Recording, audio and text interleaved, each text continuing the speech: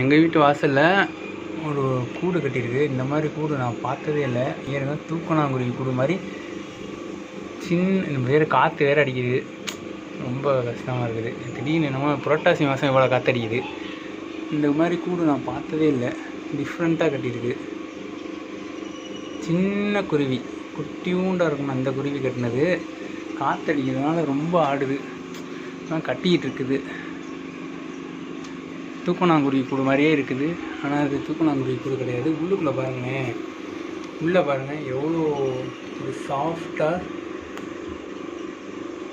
அவங்க குழந்தைங்களுக்காக ரெடி பண்ணிகிட்டு இருக்குது. ஐயப்பா மேலே போயிடுச்சு, காற்று ஓராக இருக்குது. நான் தொடலை, இதை பாட்டுக்கு இருக்கட்டும்.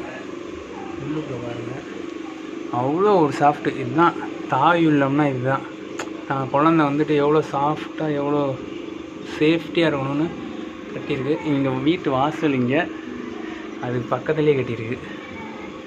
சூப்பராக இருக்குது. நாங்கள் அதனாலே கதவை அவ்வளோ சீக்கிரம் திறக்க மாட்டோம். ஏன்னா வந்துட்டு கூடு கட்டுறதுனால டிஸ்டர்ப் பண்ணக்கூடாது அப்படின்றதுக்காக. நல்ல ஒரு இதுவாக இருக்குது. இங்கே இடம் கூலிங்காக இருக்கிறதுனால இந்த இடத்த செலக்ட் பண்ணியிருக்கு போல இருக்குது.